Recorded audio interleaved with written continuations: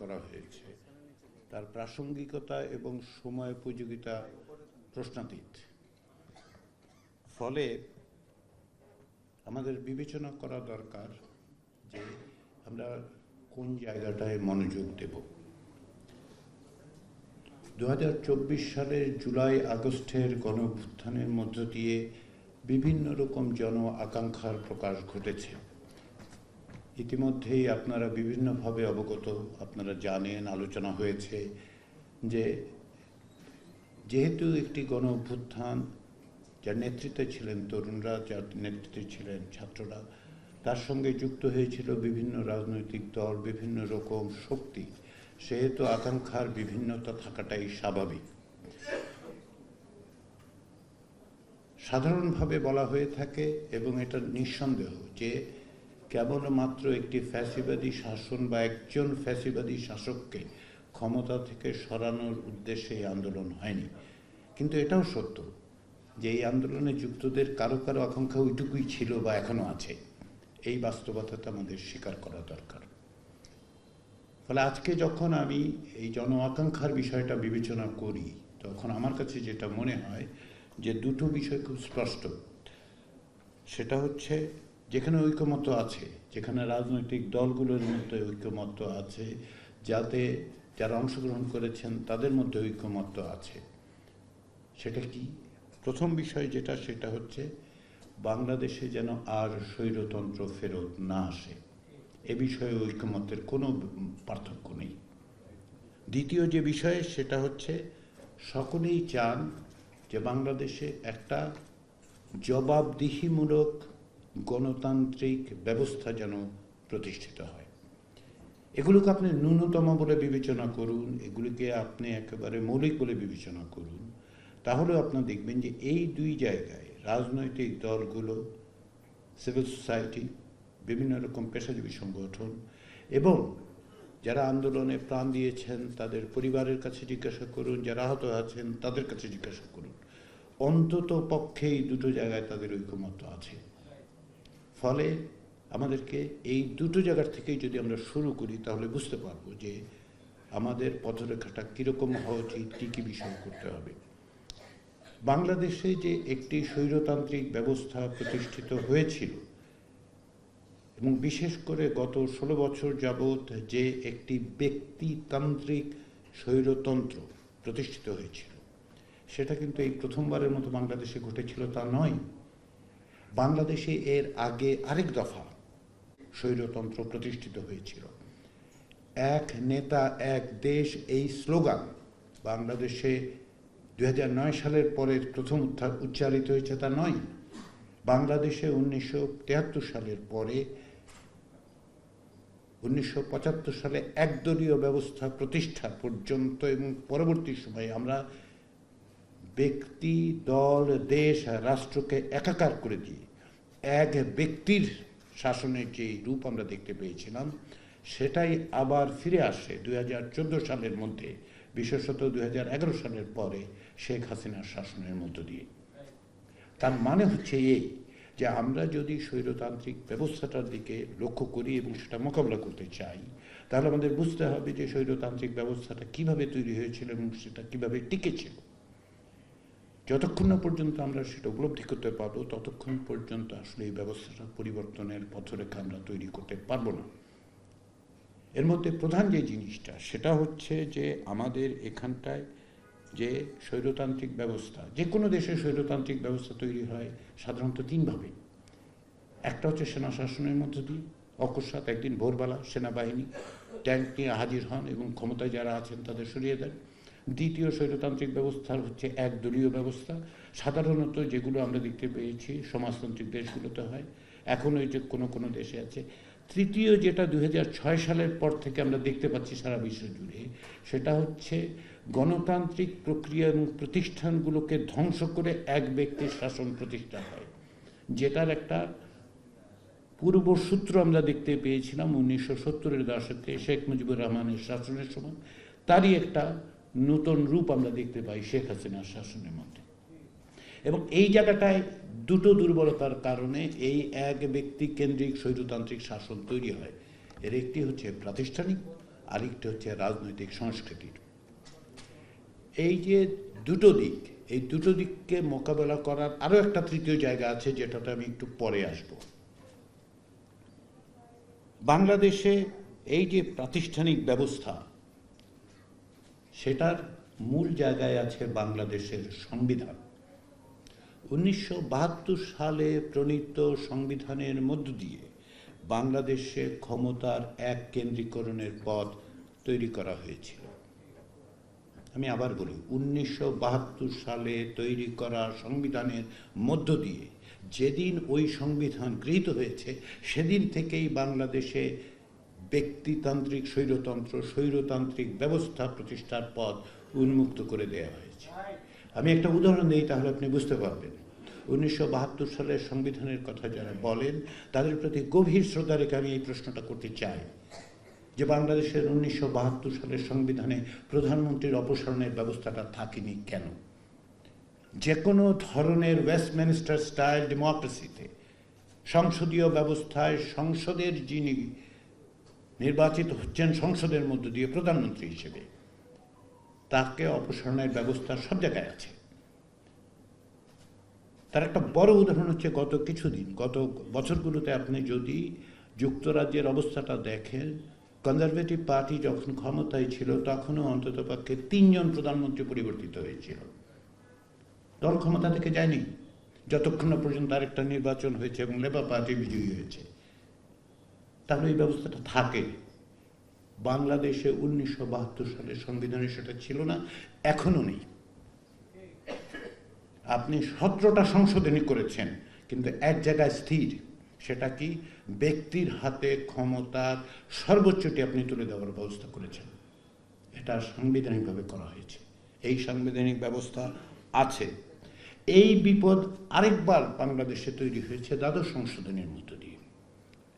যখন 1990 সালের গণ অভ্যুত্থানের মধ্য দিয়ে বাংলাদেশে গণতান্ত্রিক ব্যবস্থা প্রতিষ্ঠার সম্ভাবনা তৈরি হয়, তখন বাংলাদেশের দুটো প্রধান রাজনৈতিক দল সংসদে বসে যেই সংশোধনীকে পাশ করেছিলেন, এবং বাংলাদেশে অধিকাংশ সংবিধান সংশোধনী পাশ হয়েছে একদল দ্বারা, দুই দল একসঙ্গে একত্রিত একমত হতে পারেননি।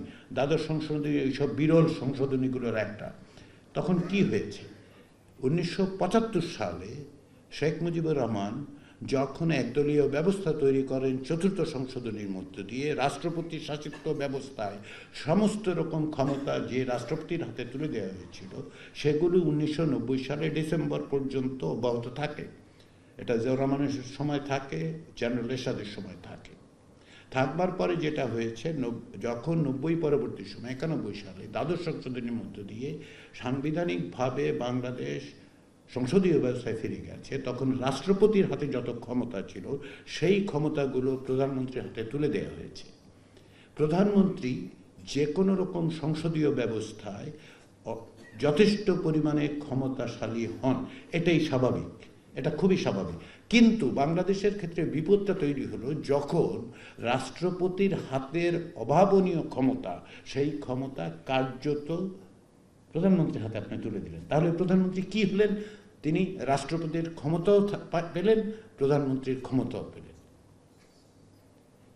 এইরকম একটি ব্যবস্থার মধ্যে যখন আমরা প্রবেশ করলাম, তার সঙ্গে যেটা ভয়াবহভাবে রূপ নিল সেটা কি? সেটা হচ্ছে যে প্রধানমন্ত্রীকে প্রশ্ন করা যাবে না, প্রধানমন্ত্রীকে অপসারণ করা যাবে না, এরকম একটা ব্যবস্থা আপনি রেখেছেন। তার সঙ্গে অনুচ্ছেদ 70কে আপনি মেলান। এর বিভিন্ন রকম পরিবর্তন আমরা দেখেছি 72 সাল থেকে, কিন্তু একটা জিনিস কিন্তু ঠিক আছে। সেটা কি? সেটা হচ্ছে আমরা অনুচ্ছেদ 70-এর মধ্যে দেখতে পাচ্ছি যে আপনি প্রধানমন্ত্রীকে অপসারণের কোনো ব্যবস্থা করতে পারবেন না। শুধু তাই নয়, এমনকি আপনার দলের বিরুদ্ধে ভোট দিলে আপনার সংসদ সদস্য পদ চলে যাবে। এবার মেলান, এটা খুব সহজ অঙ্ক। আপনি প্রধানমন্ত্রীর হাতে অভাবনীয় ক্ষমতা দিয়েছেন, তাকে অপসারণ করার পথ বন্ধ করে দিয়েছেন বা রাখেননি, এবং সংসদ সদস্যদেরকে তার অধীনস্থ করেছেন। প্রাতিষ্ঠানিকভাবে এক ব্যক্তির শাসনের আর কি বাকি থাকতে পারে? আমাকে একটু বোঝান তো। রাষ্ট্রবিজ্ঞানের 2-4 পাতা পড়ার মতো অভিজ্ঞতা আমার তো আছে। সেই থেকে যদি আমি এই প্রশ্নটা করি যে আর কি পথ আপনারা খোলা রাখলেন ব্যক্তির ক্ষমতার রাখেনি। এইটা হচ্ছে প্রাতিষ্ঠানিক ক্ষেত্র, কিন্তু এটা শুধু প্রধানমন্ত্রীর বিষয় নয়। কিন্তু খেয়াল করে দেখুন, বাংলাদেশে যখন আমরা 90-এর পরে তবু যেই ভঙ্গুর একটা গণতান্ত্রিক ব্যবস্থা ছিল, সেই গণতান্ত্রিক ব্যবস্থাটা ধ্বংসপ্রাপ্ত হয় 2009 সালের পরে।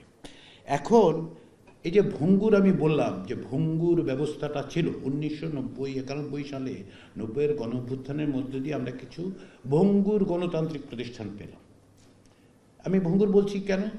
কারণটা হচ্ছে এই যে ধরুন বিচার বিভাগ, বাংলাদেশের সংবিধান বলছে যে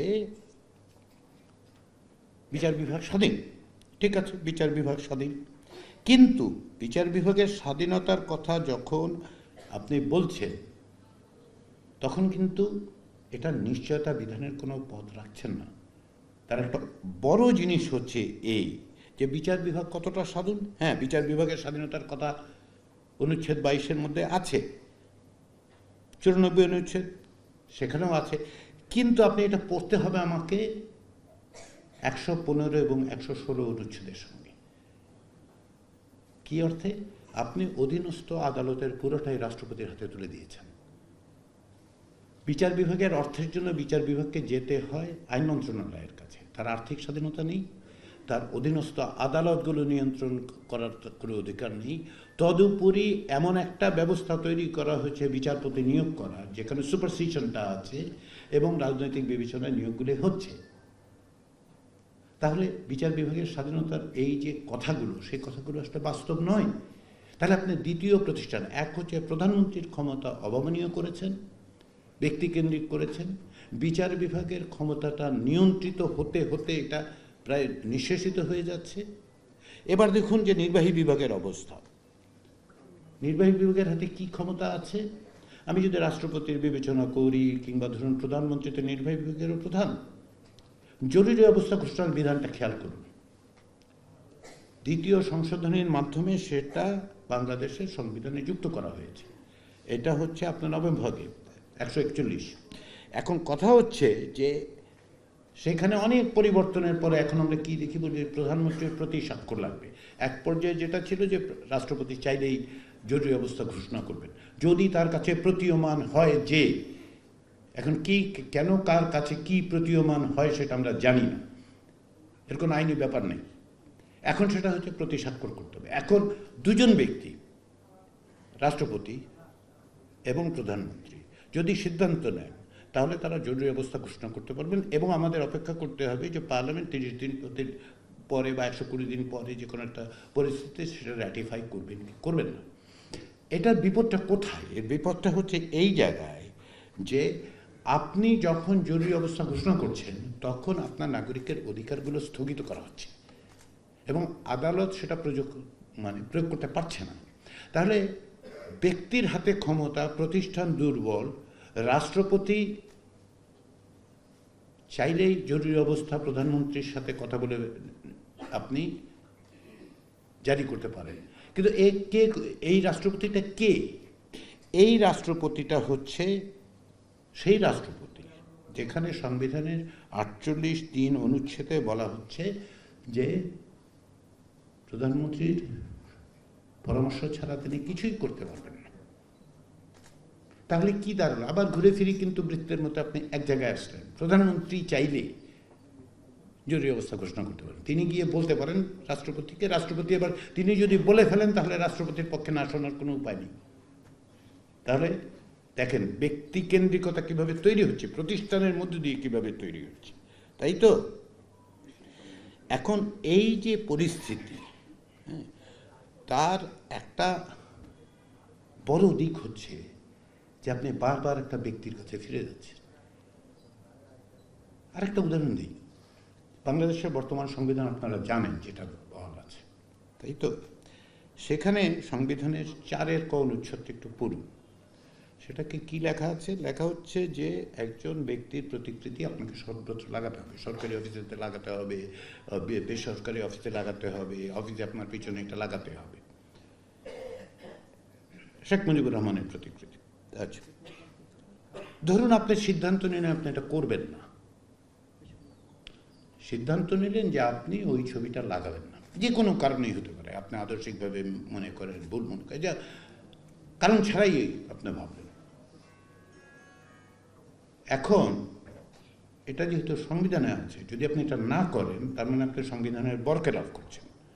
আর আপনি যদি সংবিধানের বরখেলাপ করেন তাহলে কি হবে? তাহলে আসলে সাতের ক এসে আপনাকে ধরবে।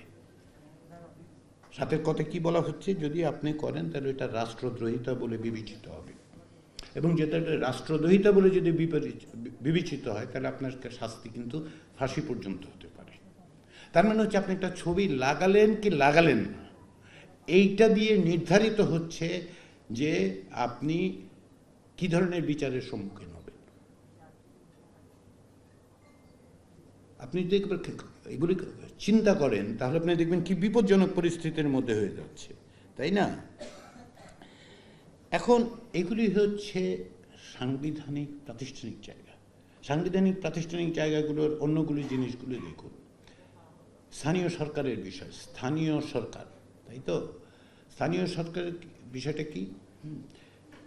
বাংলাদেশের বর্তমান সংবিধান এটাকে বলে স্থানীয় শাসন। শাসন শব্দটা শুনলেই ভীতি তৈরি হয় অনেকের মনে, সঙ্গত কারণ। স্থানীয় সরকার প্রসঙ্গে দেখুন অবস্থাটা হচ্ছে এই যে নির্বাচিত স্থানীয় সরকারে যারা যান তাদের ক্ষমতা কতটা মানে সীমিত হয়েছে, নির্বাহী বিভাগের যারা ইউনো তাদের ক্ষমতা অনেক বেশি। যারা পার্লামেন্টের সদস্য নির্বাচিত হন তারা গিয়ে স্থানীয় সরকারের উপর যে কোনো রকম হম্বিতম্বি করতে পারেন। স্থানীয় সরকারের আওতায় যে সমস্ত স্কুল কলেজ সেখানেও আমরা দেখতে পাই এমপিরা সভাপতি হন। এখন শুনে আপনার কাছে মনে হবে তো বেশ খারাপটা কি? খারাপটা হচ্ছে এই জায়গায়, এবং এই নিয়ে আসলে একটা বাংলাদেশের বিচার মানে উচ্চ আদালতে একটা মানে মামলা হয়েছিল, এবং সেটা এখন পর্যন্ত অমীমাংসিত থেকেছে। এক অর্থে প্রাথমিকভাবে এটা মানে বলাই হয়েছে ওই কাজটা বেআইনি। কোন কাজটা বেআইনি? আপনারা নিশ্চয়ই গত 15 বছর দেখেছেন যে বলা হয় যে স্থানীয় পর্যায়ে উন্নয়নের জন্য এমপিদের হাতে 10 কোটি টাকা 50 কোটি টাকা কি একটা টাকা দেওয়া হয়। এটা পারে না আসলে সরকার, এইটা অ্যাবসলিউটলি পারে না। কারণ হচ্ছে যে এমপির এটা দায়িত্ব না, এবং এমপিকে এই দায়িত্ব দেওয়ার মানে হচ্ছে violation of constitution, absolutely violation of constitution. এটা দিনের পর দিন করা হয়েছে। কারণটা কি? কারণটা হচ্ছে যে আপনার স্থানীয় পর্যায়ে যে শাসন, সেই শাসনগুলো আপনি এমনকি নির্বাচিত প্রতিনিধিদের হওয়া সত্ত্বেও সেগুলোকে আপনি দলীয়করণ করতে চান, আপনার লোক দিয়ে সেটা নিয়ন্ত্রণ করতে চান। শেষ পর্যন্ত এটা একটা ব্লেটেন্ট জায়গায় গিয়েছিল যে দলীয় প্রতীকে নির্বাচনের ব্যবস্থা করা হয়েছিল। মানে কত ব্লেটেন্ট হতে পারে যে আপনি দলীয়করণের কোন জায়গা পর্যন্ত আপনি যেতে পারেন। সাংবিধানিক প্রতিষ্ঠানগুলোর দিকে তাকান। আমি যে বারবার বলি যে প্রতিষ্ঠানের কথা বলছি, প্রধানমন্ত্রী প্রতিষ্ঠান হিসেবে বলছি, কোনো ব্যক্তির বিষয় না। রাষ্ট্রপতির যেই ক্ষমতা, সেই ক্ষমতা সম্পর্কে একজন সাবেক রাষ্ট্রপতি বলেছিলেন যে তার মাজার জিয়ারত করা ছাড়া আসলে আর কোনো কাজ নেই। আমি তখন প্রশ্ন করেছিলাম মাজার জিয়ারতের জন্য প্রধানমন্ত্রীর আসলে পরামর্শ লাগে, কারণ দুটো বিষয় ছাড়া কোথাও কিন্তু তিনি করতে পারেন না। তিনি মাজার জিয়ারতে যাবেন কিনা সেটাও কিন্তু প্রধানমন্ত্রীর পরামর্শ নিতে হবে। সাংবিধানিক প্রতিষ্ঠানগুলোর অবস্থা দেখুন, দুটো সাংবিধানিক প্রতিষ্ঠানের কথা আপনি দেখুন। সেটা কি? একটা হচ্ছে নির্বাচন কমিশন, আর একটা হচ্ছে সরকারি কর্ম কমিশন।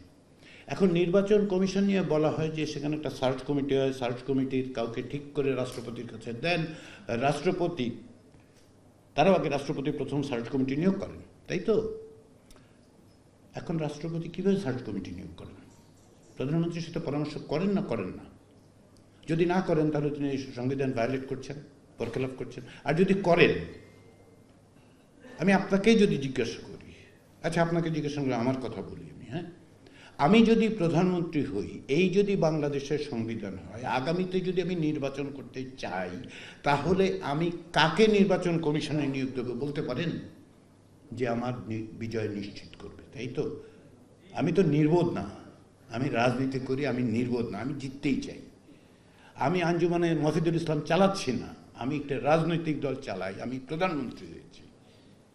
তো তাহলে আপনি দেখুন একই ব্যাপার, পাবলিক সার্ভিস কমিশন, রাষ্ট্রপতি নিয়োগ দেবেন, প্রধানমন্ত্রীর পরামর্শ নিয়োগ দেবেন।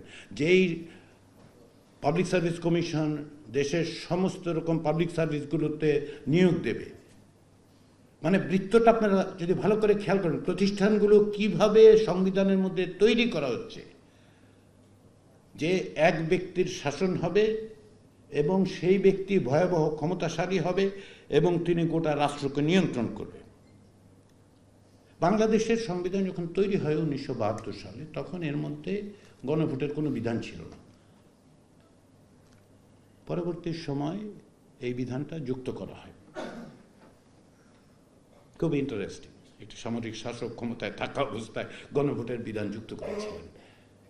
পরবর্তী সময় সেটা তুলে নেওয়া হয়, তাই তো। পঞ্চদশ সংশোধনী যখন পাশ হয়, তখন এমন ব্যবস্থা করা হয় যাতে করে জনগণের সম্মতির কোনো প্রয়োজন হয় না। বাংলাদেশে এমনকি সুষ্ঠু, অবাধ, গ্রহণযোগ্য, অংশগ্রহণমূলক নির্বাচনগুলোতেও কোনো রাজনৈতিক দল 50% ভোট পায় নাই। সর্বোচ্চ হয়তো 45-46। তার মানেটা কি? তার মানে হচ্ছে যে যারা ক্ষমতায় যাচ্ছেন তারা আসলে কার্যত 50% বেশি কম লোকের সম্মতি নিয়ে যাচ্ছেন। এটা ফার্স্ট পাস্ট দ্য পোস্ট সিস্টেমের ত্রুটি, দুর্বলতা বুঝতে পারি, এটা প্রতি অন্যত্র হয়, তাই তো। কিন্তু প্রশ্ন হচ্ছে যে আপনি 5 বছরের জন্য নির্বাচিত হয়েছেন, হওয়ার পরে আপনি সংবিধানটা সংশোধন করছেন, ধরে নিচ্ছে সৎ উদ্দেশ্যে করছেন, ভালো উদ্দেশ্যে, জনগণের প্রয়োজনে করছেন, কিন্তু জনগণের কাছ থেকে আপনার দ্বিতীয়বার সম্মতি নিতে হচ্ছে না কেন? কারণ আপনি তো এই প্রতিশ্রুতি দিয়ে নির্বাচনে যান নাই। গত যেই নির্বাচনগুলো হয়েছে ফেয়ার ইলেকশনে, সেখানেও তো আপনি এই কনসেন্ট নেন নাই যে আপনি গিয়ে সংবিধান সংশোধন করবেন। তো তাহলে আপনি সংবিধান যখন সংশোধন করবেন, তাহলে গণভোটের ব্যবস্থাটা থাকবে না কেন? সেই ব্যবস্থাটা তুলে দেওয়া হয়েছে, এটা ইনক্লুডেড ছিল, সেটা তুলে দেওয়া হয়েছে। তাহলে আপনি দেখুন প্রাতিষ্ঠানিক, আমি শুধু সংবিধানের কথা বলছি, শুধু সংবিধানের মধ্যে এই পরিস্থিতি, এই সংবিধান আপনি এই অব্যাহত অক্ষত রেখে এই পরিবর্তন, এই সংশোধন, এই সংস্কার, এই সংযোজন, এই বিযোজন, পুনর্লিখন, যে কোনো শব্দ আপনি ব্যবহার করতে চান করুন। কিন্তু আমার প্রশ্ন হচ্ছে যে আপনি আজকে বাংলাদেশে গণঅভ্যুত্থানের মধ্যে দিয়ে যে জবাবদিহিমূলক রাষ্ট্র এবং সকলের অংশগ্রহণমূলক গণতন্ত্র এবং স্বৈরাচারী ব্যবস্থার পুনঃপ্রতিষ্ঠার পথ যদি বন্ধ করতে হয়, আমার আর কি উপায় আছে আমাকে একটু বলুন। সংবিধানের মধ্যে যেই সাংবিধানিক ব্যবস্থাগুলো কাঠামোগত পরিস্থিতি তৈরি করেছে, সেটা আপনি টাচ না করে কিভাবে করবেন? আমি বলছিলাম দ্বিতীয় আরেকটা জিনিস, রাজনৈতিক সংস্কৃতি। সংক্ষেপে বলি, সেটা কি? বাংলাদেশে অধিকাংশ ক্ষেত্রেই যেটা দাঁড়ায় নির্বাচনের পরে, সেটা হচ্ছে আমি দেখতে পাই অনেকের মধ্যে এই মানসিকতা তৈরি হয় যে লাইসেন্স টু রুল, যেন তারা ক্ষমতায় আসছেন, একটা লাইসেন্স দেওয়া হচ্ছে রুল করার জন্য। ওই যে শাসন শব্দটা, প্রজাতন্ত্র, বুঝতে পেরেছেন? গণপ্রজাতন্ত্রী বাংলাদেশের কথা বলা হয়। এই যে প্রজার মানসিকতা, এই যে আমি প্রজা থাকলেই তো রাজার উপস্থিতির প্রশ্নটা ওঠে। তো প্রশ্ন হচ্ছে যে এই যে লাইসেন্স টু রুল, এটা আসলে হওয়ার কথা ছিল কি? আসলে হচ্ছে ম্যান্ডেট টু গভর্ন। আপনাকে একটা ম্যান্ডেট দেওয়া হচ্ছে নির্দিষ্ট সময়ের জন্য, যে আপনি দেশ পরিচালনা করবেন, শাসন করবেন না, কিন্তু আপনি দেশ পরিচালনা করবেন। তার জন্য আপনি একটা নির্দিষ্ট সময়ের ম্যান্ডেট পেয়েছেন। এই যে ম্যান্ডেট পাওয়া জিনিসটা, যে গত সরকার যে কিভাবে অ্যাবিউজ এই অর্থে যে তারা এই ম্যান্ডেটের প্রয়োজনই বোধ করেননি, তিনটা নির্বাচন তো আমরা দেখেছি। এটা রাতের নির্বাচন বলেন, দিনের নির্বাচন বলেন, ডামি নির্বাচন বলেন, ফানি নির্বাচন বলেন, হ্যাঁ, ম্যান্ডেটের তো প্রশ্নই ওঠে না। কিন্তু ভয়াবহ কাণ্ডটা হচ্ছে এই যে এমনকি 2008 সালের নির্বাচনের মধ্য দিয়ে, যেটা একটা ম্যান্ডেট ছিল, আমি কিন্তু মনে করি আওয়ামী লীগের সেই ম্যান্ডেটটা তখন সে পেয়েছে, কিন্তু এই ম্যান্ডেটটার কি ঘটনাটা হচ্ছে এই যে ম্যান্ডেটটা সে মনে করে নাই যে ম্যান্ডেট টু গভর্ন, সে মনে করেছে ওটা লাইসেন্স টু রুল। তার প্রমাণ কি জানেন? প্রমাণ হচ্ছে যখন 15th অ্যামেন্ডমেন্টটা করা হয়, পঞ্চদশ সংশোধনী প্রমাণ করছে যে তারা মনে করেছেন যে এইটা হচ্ছে লাইসেন্স টু রুল। কি কারণে বললাম? আপনি যখন এক জায়গায় নির্বাচিত হন, আপনার ম্যান্ডেটটা দেওয়া হয় নির্ধারিত সময়ের জন্য, 5 বছর, কারো কাছে 4 বছর, কারো কাছে 6 বছর। কিন্তু আপনি সংবিধান সংশোধন করছেন, 1/3 বলে দিচ্ছেন যে জীবনে এটা ধরা যাবে না। এইটা পারে একমাত্র কনস্টিটিউয়েন্ট অ্যাসেম্বলি, গণপরিষদ বলে দিতে পারে যে একটা বেসিক স্ট্রাকচারের জায়গায় এইগুলি আপনারা আর ভবিষ্যতে পরিবর্তন করতে পারবেন। তো সেটাও 1/3 হয় না। এবং প্রকৃতপক্ষে আপনি যদি সংবিধানটা পড়েন, শুধু 1/3 তো বলা আছে, এইটার সঙ্গে যুক্ত যাওয়া প্রায় অর্ধেকের মতো সংবিধানকে ধরাছোঁয়ার বাইরে নিয়ে যাওয়া হয়েছিল। কিন্তু আপনি সেটা তো পারেন না। কারণ হচ্ছে আপনি কনস্টিটিউয়েন্ট অ্যাসেম্বলি নয়। আপনাকে ম্যান্ডেট দেওয়া হয়েছে মাত্র 5 বছরের জন্য। আপনি আগামী নির্বাচনে, তারপরের নির্বাচনে যারা বিজয়ী হবেন, তাদের হাত পা বেঁধে দেওয়ার রাইট তো আপনাকে দেয়া হয় নাই। এটা এই কনস্টিটিউশনই দেয় নাই আপনাকে। তো দেয় নাই, তখন আপনি কি করেছেন? কনস্টিটিউশনটা রিরাইট করেছেন। আমি জেনে শুনে কিন্তু শব্দটা ব্যবহার করলাম, রিরাইট করেছেন, পুনর্লিখন করেছেন। বাংলাদেশের সংবিধান 2বার পুনর্লিখিত হয়েছে কোনো রকম ম্যান্ডেট ছাড়া, এবং জনগণের ইচ্ছার বিরুদ্ধে, জনগণের স্বার্থের বিরুদ্ধে। 1975 সালে একদলীয় ব্যবস্থা প্রতিষ্ঠার আগে যে সংবিধান, 4th সংশোধনী পাশের পরে যে সংবিধান, দুটো এক সংবিধান নয়। একইভাবে পঞ্চদশ সংশোধনীর আগে এবং পঞ্চদশ সংশোধনীর পরে যে আপনি কাঠামোগত বেসিক স্ট্রাকচারের আর্গুমেন্ট, সেই আর্গুমেন্ট নিয়ে আমরা কথা বলতে পারি যে এটা কতটা থাকা উচিত, কতটা না থাকা উচিত, এই বিতর্কে আমরা এই মুহূর্তে না হয় নাই যাই।